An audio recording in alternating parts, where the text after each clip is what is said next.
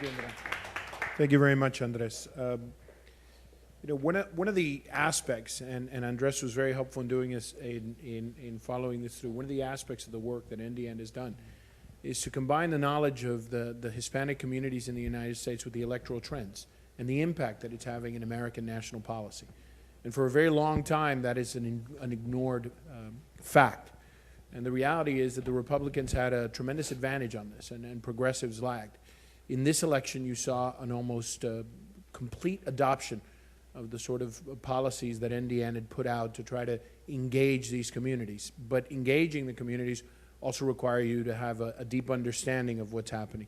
And so that is why we've got this distinguished panel. And what I'm going to do is, Ambassador Moreno has a limited amount of time, so what we're going to do is I'm going to, with the rest of the panel's permission, I'm going to introduce Ambassador Moreno.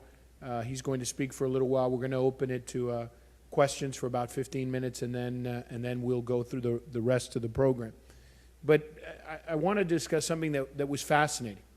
And we've all heard of the decoupling theory, that the world and developing communities had decoupled from the United States enough that an American crisis wouldn't affect them in the way that they've affected in the past. And it almost seemed to be that way at the beginning of this sort of new American crisis.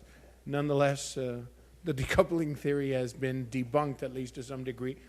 But there also is offering tremendous opportunities to move forward.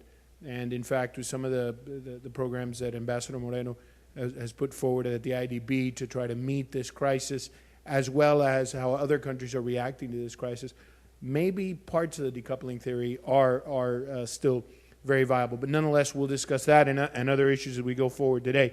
But let me begin with introducing Ambassador Moreno. Clearly, there has probably been few members of the diplomatic corps that had as a profound impact in Washington as Ambassador Moreno, putting a face to the programs of the Colombian government and the programs of the U.S. government to link with that country. And his efforts here served not only his country well, but served the entire Hispanic continent, and his succession to the Inter-American Bank have made a tremendous impact. As I said, he served as Ambassador of Colombia for the United States, and has held several public posts and private posts inside of Colombia. He has held a range of leadership positions as well as representative in the region West Sphere Capital, senior advisor to Luis Sarmiento Organization, president of Colombia's Industrial Finance Corporation, and Minister of Economic Development.